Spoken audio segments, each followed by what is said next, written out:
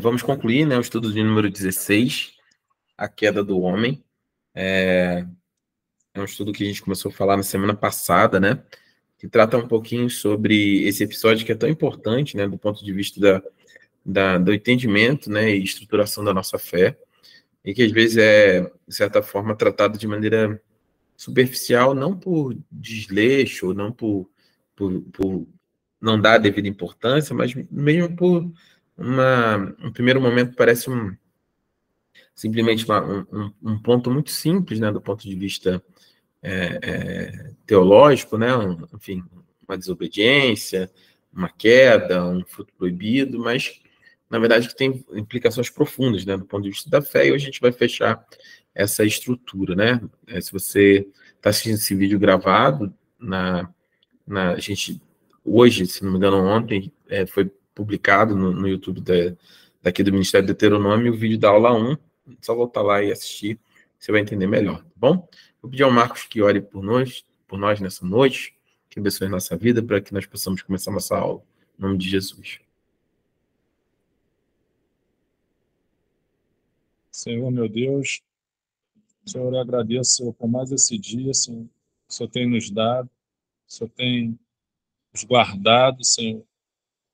Senhor, que nós possamos ouvir a palavra, Pai, que nós possamos entender, em nome de Jesus, é o que eu te peço. Amém.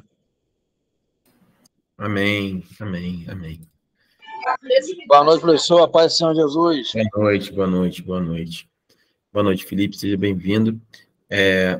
Então, a gente começou a falar na semana passada, né, sobre esse tema tão importante. Deixa eu compartilhar a tela aqui com vocês, que é a queda do homem, né? Acho que vocês estão... Deixa eu carregar aqui a tela. Do ponto de vista bíblico, né, qual é a visão sobre o relato da queda, né? Inicialmente, muitas pessoas têm uma visão, eu estava falando um pouquinho antes de nós orarmos, muitos cristãos, né, passam aqui en passant, é ótimo, né? Mas leem isso meio en passant, né? Meio de passagem, assim, muito superficialmente. Pensando assim, não, tudo bem, entendi, Deus criou o homem, do varão fez a varoa, dali houve o pecado, né? Eles são tentados e tudo bem, pronto. E passam pela narrativa bíblica. Alguns nem têm a narrativa bíblica, só ouviram falar ao longo da vida, né? Sobre o pecado original, né? Sobre a famosa maçã. Nós falamos aqui por que é a maçã, né? Fruto do pecado. Na questão na Idade Média, principalmente, precisava encenar, né, esse episódio, e precisava de um fruto, né? Porque a Bíblia fala que é um fruto de conhecimento do bem e do mal, da árvore do conhecimento do bem e do mal. E aí, para encenar essa estrutura, precisava de um fruto, e esse fruto utilizado foi a maçã, que acabou simbolizando o fruto do pecado, né? A fruta que simboliza o pecado, mas em nenhum momento a Bíblia trata sobre isso do ponto de vista da maçã, qualquer coisa do tipo.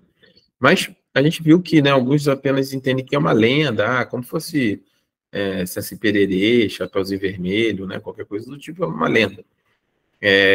Outros entendem que é um mito verdadeiro, ou seja, a história, né, a verdade, o princípio de questão do pecado, a desobediência, ele é verdadeiro. Contudo, né, a história em si não seria. Mas a gente viu que na semana passada que ela é verdadeira, né, ela é factual e histórica, né, e a gente passou alguns textos aqui que tratavam sobre isso, a historicidade da queda, Romanos 5, 12, 21, 1 Coríntios 15, 21, 22, 1 Timóteo 2, 14, e a gente acabou evoluindo, né, sobre a questão dos que foram tentados. A gente falava que Adão tinha capacidade, né, pensamento e razão, né, talvez não, com certeza, né, a gente chama de Adão, né, de cabeça federal, de raça, né, ou seja, ele inaugura a raça humana, ele é a cabeça federal da raça humana, e com certeza por ter sido criado, né, sem pecado, do ponto de vista inicial para viver eternamente, né, enfim, de não morrer, ele era dotado de intelecto, de capacidade, inclusive talvez muito maiores do que a nossa, né, talvez não, com certeza muito maiores que a nossa, visto que, né, a Bíblia relata que Deus vinha ter no final do dia com Adão, ou seja, vinha conversar com ele. Então a gente tem um ser humano que conversava com Deus, né, de maneira ali íntima, pessoal. E então, assim, ele tinha capacidade dessa distinção, né, de pensar, ele punha ali Gênesis 2, 19, 23, fala sobre a nomeação de animais, linguagem, ele podia se comunicar, né, conversava. E aí a gente começou a discutir um ponto muito importante, que era a questão da santidade, né? Ele não tinha pecado e a santidade capacitava ele a se relacionar com Deus, né? Era, entretanto, uma santidade não confirmada por não ter sido posta à prova, né? Então, ele tinha uma santidade, vamos dizer assim, concedida por Deus, né? Deus criou ele perfeito no aspecto do ponto de vista humano, né? No sentido da raça humana, e a santidade dele existia porque ele não tinha sido exposto ao pecado, né? É mais ou menos, como é que eu poderia dizer assim? A pessoa dizer assim, sei lá, vou dar um exemplo muito, muito simplório, tá? Pastor, eu nunca bebi bebida alcoólica até ficar em coma, vou dar um exemplo, tá?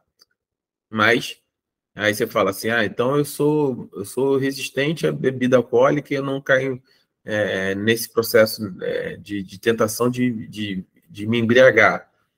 Aí a questão não, poxa, você realmente é uma pessoa que você está, vamos dizer assim, blindada contra isso. Mas aí a pergunta que vem, mas você já teve contato com bebida alcoólica? Ah, não, nunca tive, nem cheguei perto, nunca vi, nunca ouvi, não sei nem que se existe, se não existe, nunca vi na minha vida. Então, assim, é uma resistência não provada, não do ponto de vista de prova mesmo, né? Como é que você vai dizer que você efetivamente resistiu a algo? Estou dando um exemplo claro, é óbvio que você não precisa experimentar as coisas para dizer que você é resistente, não é isso que eu estou dizendo. O que eu estou dizendo assim, se você não foi efetivamente exposto, você não pode dizer necessariamente que você tem aquele princípio ali, aquela qualidade do ponto de vista de resistência estabelecida. Da mesma maneira, a questão da santidade. Ele tem uma santidade que precisa ser conforme. Qual é a forma de confirmar a santidade? É quando você é exposto à possibilidade de pecar, isso vem com o livre-arbítrio. Então, ele precisava ser posto à prova, e quando ela foi posta à prova, né, obviamente, né, um homem, na sua liberdade de escolha, ele escolheu o erro. E ele tinha a responsabilidade de ser domínio sobre a terra, de desfrutar do seu resultado. Mas eu quero falar um pouquinho sobre isso. Eu vou evoluir aqui, a gente viu os textos na semana passada. Então, o teste supremo, né, a apostila fala assim, o teste supremo era se Adão e Eva obedeceriam a Deus ou não.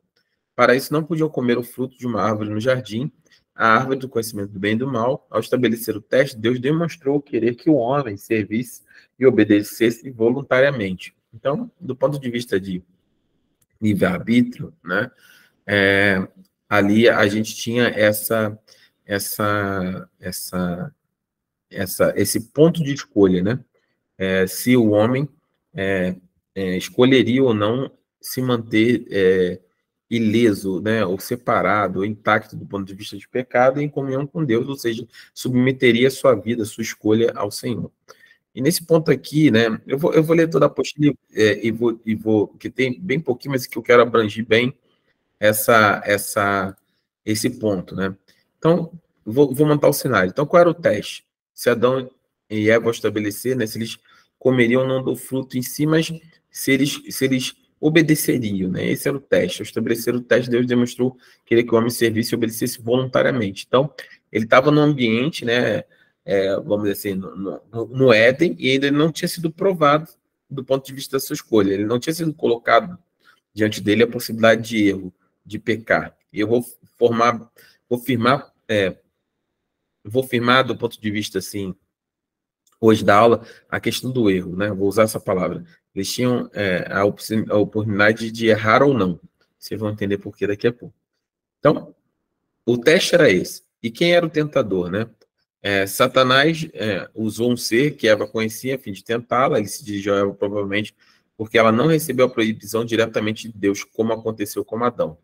Eu vou pedir que... Alguém pode me ajudar abrindo a Bíblia em Gênesis, por favor? Para a gente ver essa passagem.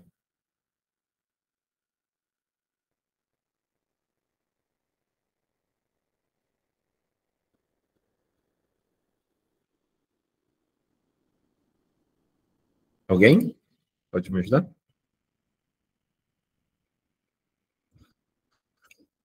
Não? Gênesis, capítulo 2, versículo 16.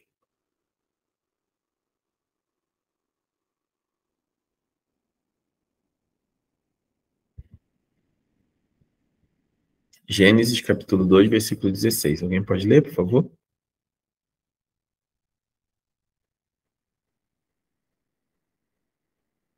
Oi, Lorena. Tá bom.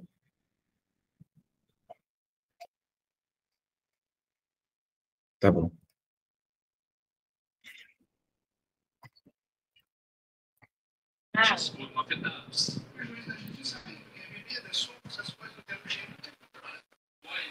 Eu posso ler, pastor? Pode, claro. Gênesis 2, Pode 16. abaixar um pouquinho aí. E o Senhor Deus lhe deu esta ordem: de toda a árvore do jardim comerás livremente, mas a árvore do conhecimento, do conhecimento do bem e do mal não comerás, porque no dia em que dela comeres, certamente morrerás. Pode continuar, por favor. Robert, só um minuto. Robert, eu vou pedir que você fique com o microfone mutado, só para não dar ruído aqui, tá bom? Ok. Pode continuar, Elizabeth, por favor. Gênesis 2:18.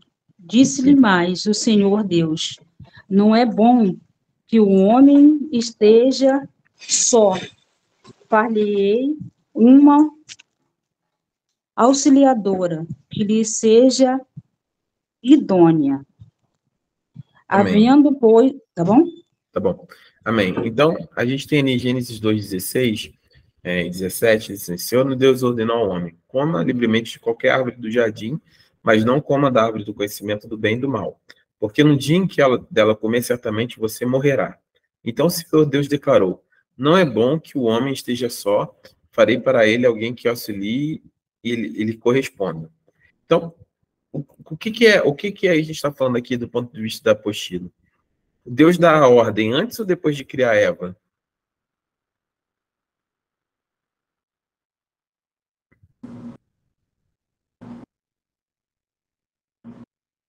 Antes, pastor. Antes de criar Eva, né? Então, a Bíblia é muito clara, né? Em Gênesis 16:17, Deus dá a ordem para não comer do fruto do conhecimento do bem e do mal diretamente para Adão. No ato seguinte, ele diz, olha, não é bom que o homem fique só, vou fazer para ele, façamos, né, para ele uma ajudadora, né? E aí vamos lá no capítulo 3, no versículo 1 de Gênesis, por favor.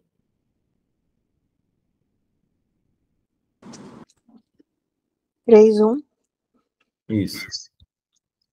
Ora, a serpente era o mais astuto de todos os animais selvagens que o Senhor Deus tinha feito. E ela perguntou à mulher: foi isto mesmo que Deus disse? Não comam de nenhum fruto das árvores do jardim? Pode Aí, continuar? continua, por favor. Uhum. Respondeu a mulher à serpente: podemos comer do fruto das árvores do jardim. Mas Deus disse: não comam do fruto da árvore que está no meio do jardim, nem toquem nele, do contrário, vocês morrerão.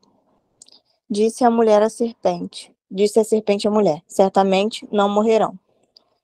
Deus sabe que no dia em que dele comerem, seus olhos se abrirão, e vocês serão como Deus, conhecedores do bem e do mal. Pronto, isso aí. Então, vamos lá. A gente tem aqui, qual é o cenário? Eu vou até tirar a apostila aqui do compartilhamento. Qual é o cenário?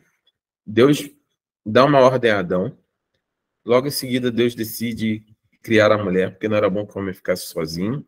E no texto que a Lorena acabou de ler, vamos pegar aqui a sequência do que está dizendo. Pode ler, eu vou pedir, Lorena, para você ler de novo, mas vamos versículo a versículo e você me ajudando. No versículo 1, Gênesis 3:1.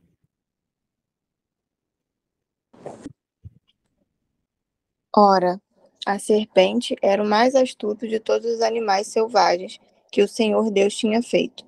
E ela perguntou à mulher: foi isso mesmo que Deus disse? Não comam de nenhum fruto das árvores do jardim? Tá, vamos parar aqui. Esse daqui é importantíssimo, assim. O diabo, ele tem um modo operandi que ele faz desde sempre, desde esse primeiro episódio e durante todo o tempo da humanidade. Ele opera mais ou menos com o mesmo padrão, né? Lembra quando sempre eu falo sobre a igreja, eu falo que nunca, assim, não existe nada novo, teoricamente, na história da humanidade, nem da queda do homem, nem das nossas tentações, nem da forma como nós vivemos. Tudo sempre aconteceu dessa forma, os levantes da igreja, as heresias, sempre tudo teve muito aí, inclusive o modo de operação de Satanás nesse aspecto. Qual é o primeiro passo que ele dá? Ele coloca dúvida, não é isso que ele faz? A primeira coisa que ele faz, olha, e ele perguntou, foi isto mesmo que Deus disse? Não comam de nenhum fruto das árvores do jardim? Foi isso que Deus disse? Para não comer de nenhum fruto? Ou Deus disse, comam de todo fruto, menos do fruto do conhecimento da árvore do bem e do mal? Deus dá uma ordem clara, expressa. Olha, você pode, se você voltar lá em Gênesis 2, a ordem é bastante direta, né? Não tem nenhuma dúvida sobre o que Deus está falando em relação a isso. Olha, vamos lá. 2:16. Deus dá a liberdade. Ele fala assim, comam livremente de qualquer árvore. Pode comer de qualquer uma. Mas não coma da árvore do conhecimento do bem e do mal, porque no dia que dela comer, certamente morrerá. E aí, Deus fala, coma de qualquer árvore, menos dessa. O diabo vem, primeiro coloca a dúvida, foi isso mesmo que Deus disse? Não como de nenhum fruto das árvores do jardim? E aí, imediatamente, né, a mulher responde, vamos no versículo 2, Leonardo, pode ler, por favor, e o 3. Respondeu a mulher à serpente: podemos comer do fruto das árvores do jardim. Mas Deus disse: não comam do fruto da árvore que está no meio do jardim, nem toquem nele. Do contrário, vocês morrerão. Foi isso que Deus disse? Não comam do fruto da árvore que está no meio do jardim, nem toquem nele, do contrário, vocês morrerão? Foi isso que Deus falou? O nem toquem nele vai o que Eva acrescenta naquilo. Deus disse sim, comam de todos os frutos, só não comam da árvore do conhecimento do bem e do mal. O diabo vem e diz, foi isso mesmo que Deus disse, que você não pode comer de nenhum fruto? Coloca a dúvida. Aí ela vai e responde, não foi isso que ele disse. Ele disse que a gente pode comer, a gente só não pode comer do fruto que está no meio do jardim, e nem tocar. E nem tocar. Aqui a gente tem só do ponto de vista de parâmetro. Primeiro, o diabo coloca a dúvida. O segundo, o que ele está perguntando a respeito do quê? A respeito do que Deus disse. E aquilo que Deus diz é a sua palavra, certo? O que Deus diz é a sua palavra. É aquilo que Deus determina, a sua palavra. Eva, ela tinha um claro desconhecimento exato daquilo que Deus tinha dito. Ele tinha um claro desconhecimento da palavra, daquilo que Deus havia determinado. E por conta desse desconhecimento, Satanás encontra uma brecha para dizer assim, olha, certamente você vai morrer. Deus ele sabe que se você comer, você vai ser igual a ele. Que era o mesmo pecado, a gente vai ver aí, que Satanás tinha cometido quando foi depois. O que era, ele almejou no seu coração ser igual a Deus. Quando a gente falou de satanologia, né? O estudo dos anjos, angelologia, e falando um pouquinho sobre satanologia, era estudo sobre Satanás, né? Se você não viu, vê as aulas anteriores, tem sobre isso, né? A gente falou que qual foi o pecado do diabo? Ele almejou no coração dele usurpar o lugar de Deus, ser maior, se assentar no alto trono, ser como Deus, né? E o mesmo pecado que ele caiu, ele coloca agora. Ele fala, olha, na sequência ele vai dizer, certamente não morrerão. E a gente vai ler no versículo 5. Pode ler o versículo 4 e 5, por favor. Disse a serpente à mulher: certamente não morrerão. Deus sabe que no dia em que dele comerem, seus olhos se abrirão e vocês serão como Deus, conhecedores do bem e do mal. Então, quando ele coloca isso, né, que ele fala assim, Deus sabe que no dia que vocês comerem, você vai ser como ele. O diabo sempre tenta, né, ao longo do tempo, estabelecer sempre o mesmo processo. Dúvida, e na sequência que a gente assuma através do nosso próprio entendimento, da nossa própria escolha, assumir assim, a direção, a escolha da nossa vida baseada no nosso próprio entendimento. Quer dizer, olha, não é necessário que você viva dependente daquilo que Deus diz que é bom ou ruim, daquilo que é bem ou aquilo que é mal. Não precisa você depender dele. Você pode comer para se tornar como ele e você tomar suas próprias decisões. A mulher e o homem aqui, né, eles são tentados justamente pela retomada do controle da sua própria vida. Sempre nós somos desafiados do ponto de vista da construção do pecado, né, da estruturação do pecado na vida do homem e da mulher, né, da humanidade, é sempre da mesma forma.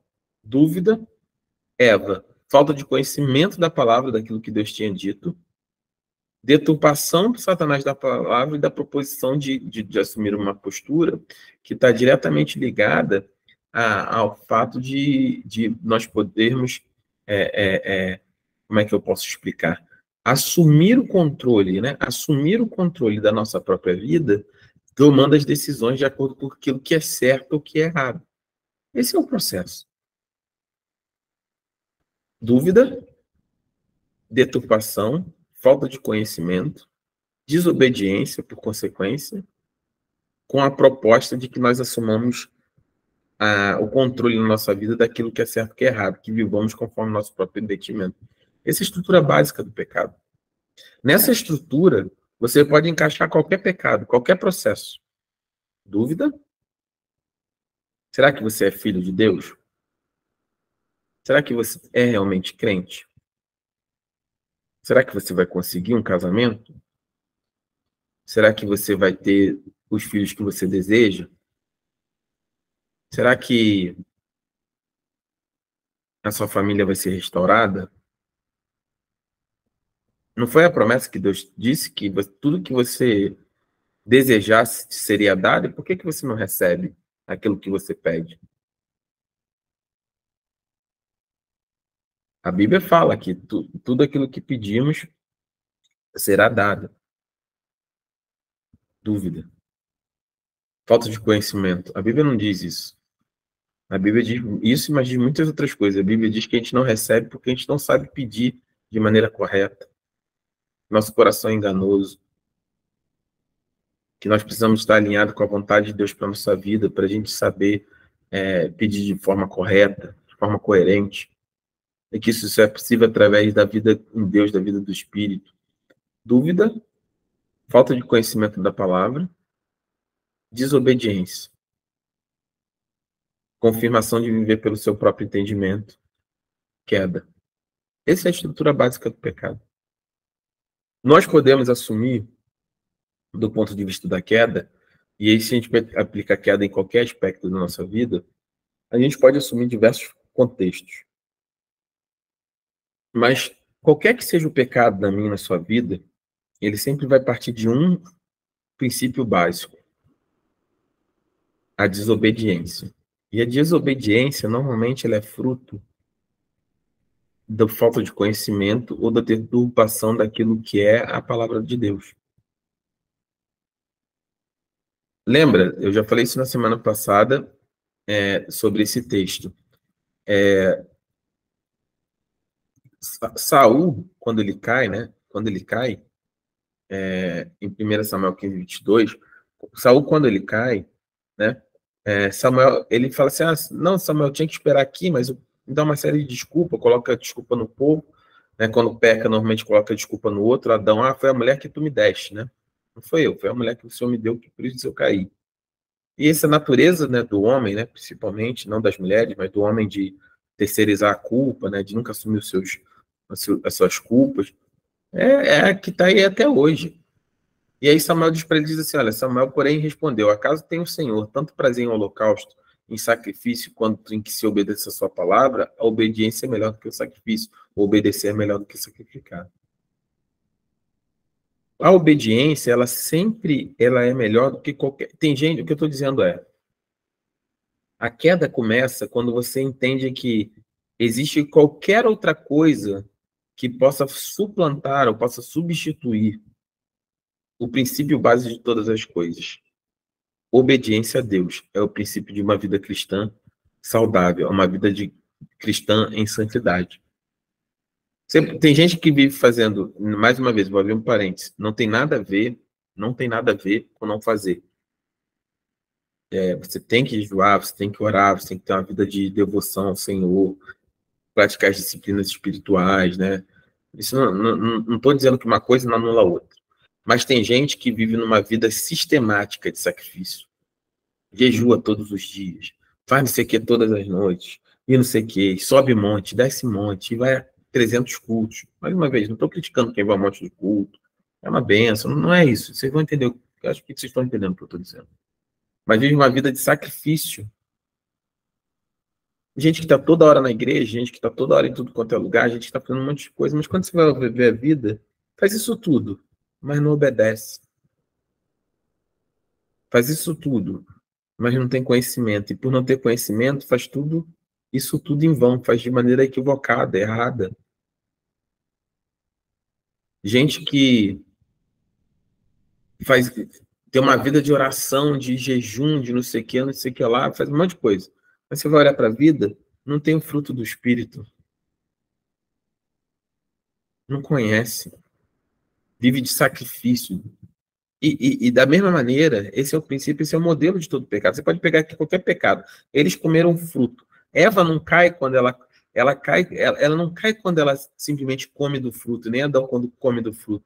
Ela cai quando ela já deseja no coração dela. O desejo do coração dela é consumado quando ela toma do fruto.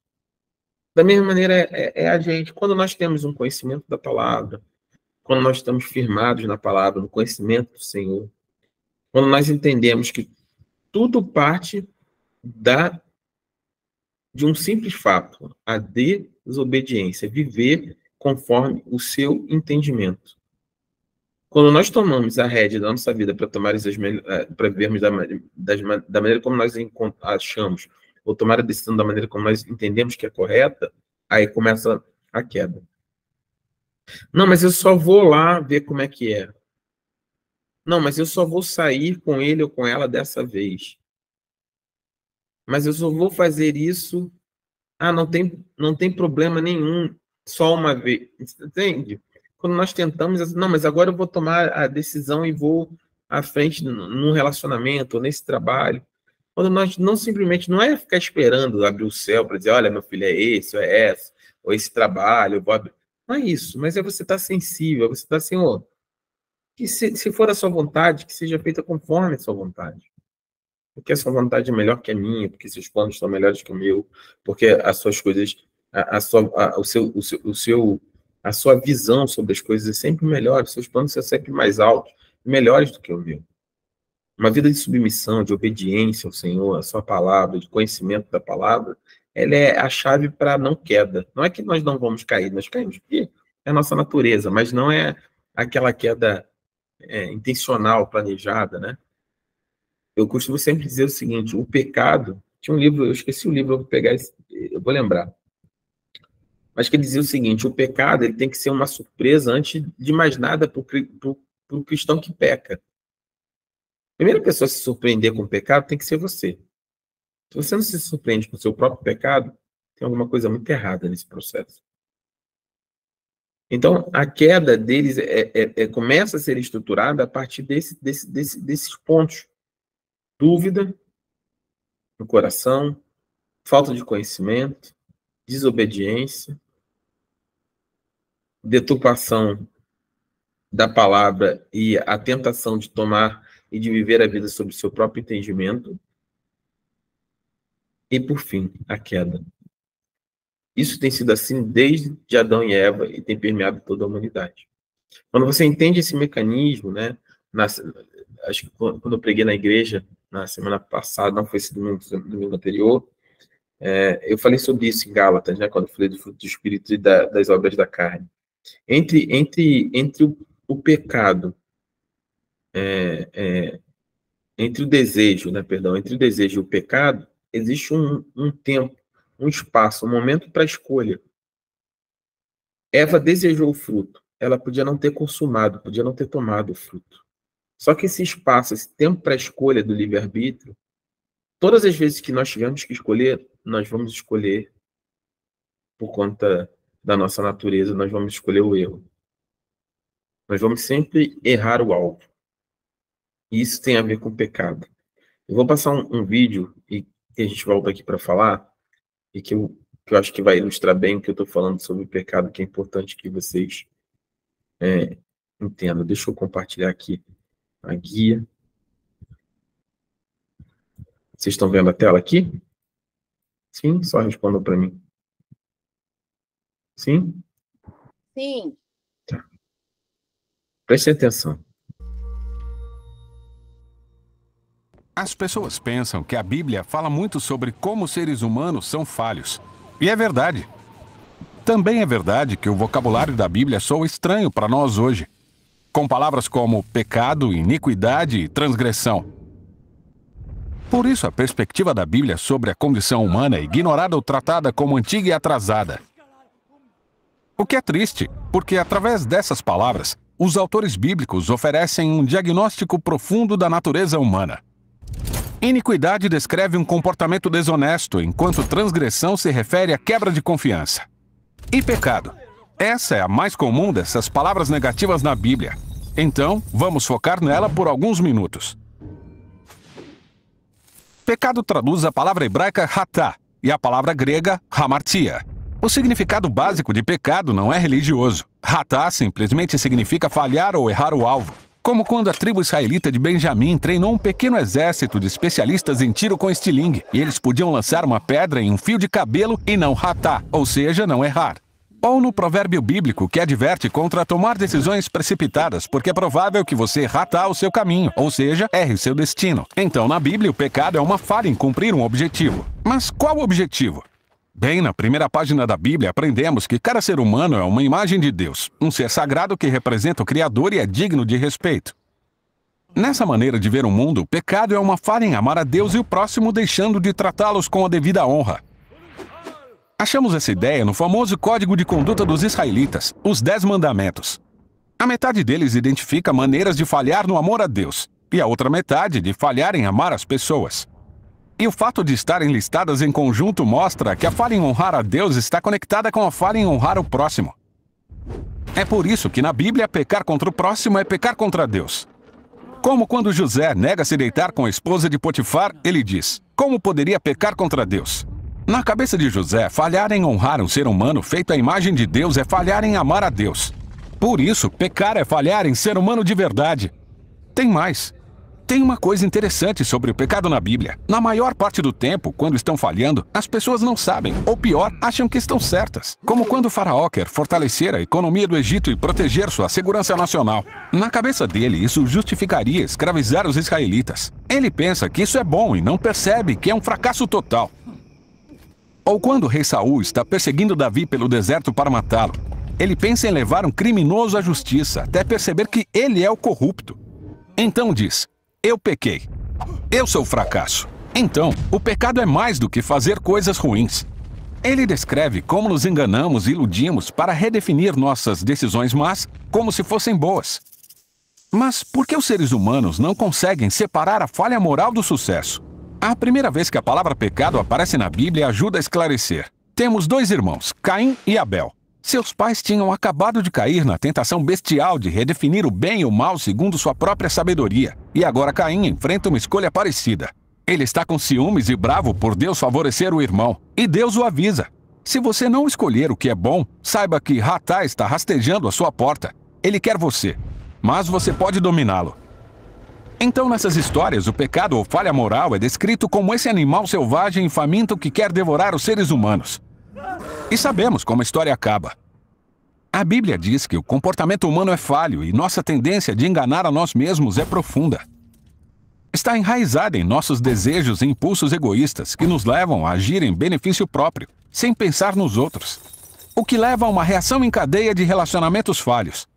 E é por isso que no Novo Testamento o apóstolo Paulo descreve hamartia como um poder ou uma força que governa os seres humanos. Segundo ele, somos escravos do pecado. Ele diz: o pecado vive em nós, então as coisas que eu não quero fazer são essas que eu faço. Assim, com a palavra pecado, os autores bíblicos oferecem uma descrição da condição humana. É o fracasso em sermos pessoas que amam totalmente a Deus e os outros. É a nossa incapacidade de julgar se estamos indo bem ou mal. E é aquele impulso egoísta que dirige nosso comportamento.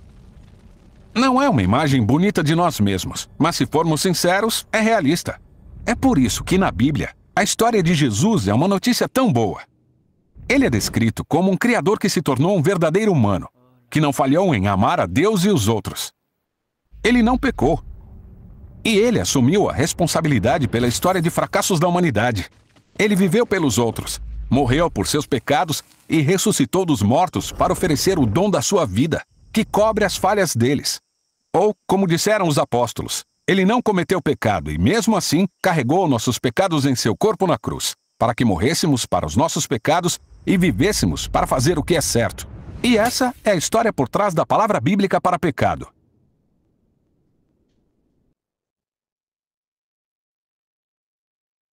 Amém? Amém. Amém. Amém. Então, que a gente possa refletir sobre isso, né? O pecado, ele é muito mais do que uma definição de uma ação, né? Não é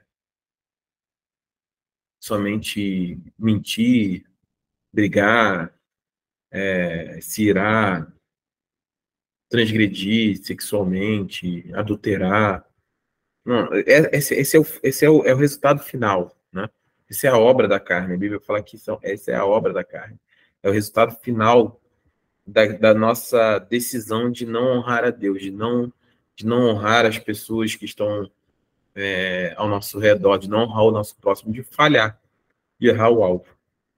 Quando nós entendemos isso, fica muito mais fácil a gente ter uma vida cristã, não perfeita, mas de alguma forma mais sadia, porque você entende que não é o ato em si, mas é o seu coração, né? Que o problema não está na tentação em si, mas está no seu coração, na forma como você vê essas questões e na forma como você se porta diante delas. Quando Adão e Eva desejaram ser conhecedores do bem e do mal, eles desejavam, na verdade, assumir o controle da sua própria vida. De alguma forma, eles estavam submissos a Deus, para que Deus determinasse aquilo que era bom ou ruim, ou eventualmente bom ou ruim para eles. Eles desejaram assumir e viver a sua vida conforme o seu próprio entendimento, conforme o entendimento dos seus próprios olhos, né? Isso é pecado, né?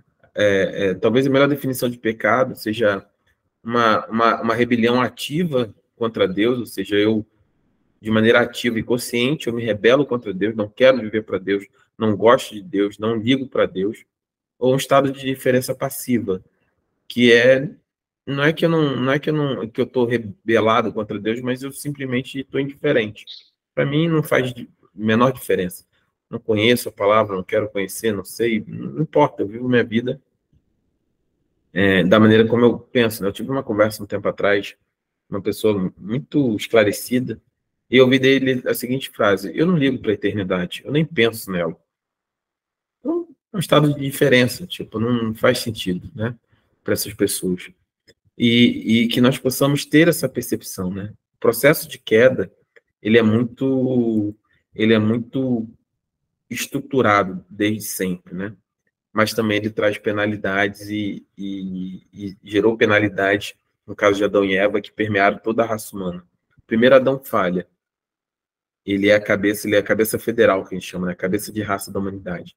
E aí, toda a humanidade cai com ele. Mas o segundo Adão vence. O segundo Adão, onde o primeiro falhou, o segundo, ele cumpre tudo aquilo, né? Jesus, ele era o Cordeiro de Deus que tira o pecado do mundo sem pecado. E ele estabelece como também cabeça de uma nova raça, que é a igreja, que é a nossa promessa de um dia termos os corpos transformados e sermos como termos um corpo glorificado como Cristo tem e vivemos eternamente com Deus. Então, que Jesus possa abençoar a sua vida hoje. Eu preciso encerrar a aula hoje um pouco mais cedo, mas que você possa refletir sobre isso. A queda do homem, ele acontece, ela sempre vai acontecer, partindo desse princípio. Uma dúvida plantada no seu coração. A falta do conhecimento da identidade daquilo que Deus define na sua palavra sobre você e sobre quem você é e sobre as atitudes que Ele espera que você tenha. A deturpação por causa da falta de conhecimento e que gera desobediência. A tentação de tomar a sua vida e o controle dela segundo o seu próprio entendimento. Então vem a queda.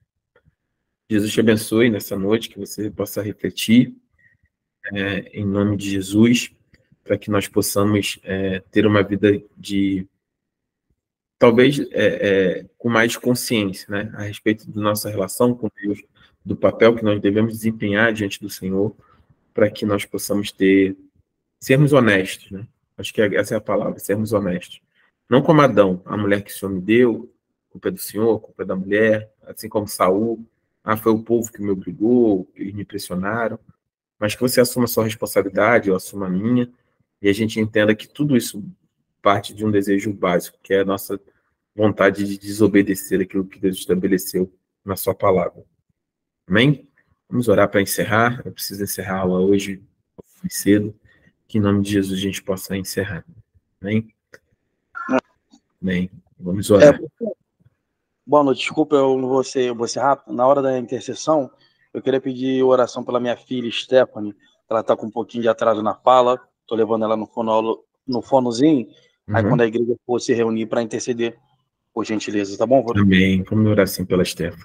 Amém? Lorena, você pode orar para nós encerrarmos e orar pela Stephanie também? Em nome de Jesus. Claro. Vamos orar pela Esther também. Amém. Senhor, meu Deus, meu Pai, nós nos colocamos diante do Senhor, Pai, nessa noite, mais uma terça-feira de aula, Jesus. Nós te agradecemos por esse momento, Senhor, agradecemos pelo teu sustento até aqui. O Senhor nos guardou nesse dia, nos sustentou em mais um dia. Nós agradecemos pela vida do pastor Lúcio, Senhor. Agradecemos pela disponibilidade dele, pelo coração dele para o Senhor. Que mesmo num ambiente de trabalho, ele faz questão de nos dar essa aula, de estar aqui disposto, disponível. Nós agradecemos imensamente pela vida dele, porque nós somos abençoados por ter um pastor e uma pastora tão dedicados e com o coração tão voltado para o Senhor. Agradecemos por todo esse conhecimento que o Senhor nos deu hoje, Pai, que o Senhor essa semente continue germinando e ela possa florescer nos nossos corações, que nós possamos ter um entendimento daquilo que nós ouvimos hoje, daquilo que nós aprendemos, Senhor. Nós te agradecemos, Pai, que nós temos uma noite de sono abençoada, de descanso, em nome de Jesus. Amém. Amém, amém. Mas fiquem na paz. Felipe, a gente vai continuar orando pela Stephanie, tá bom? Conte conosco com as nossas orações, meu irmão, em nome de Jesus. Uma boa noite a todos. Quinta-feira nós estamos juntos no culto, tá bom? Culto online, quinta-feira às 7h30. Obrigado. Amém, Michel. Obrigado. Uma paz do Senhor para todos. Glória a Deus.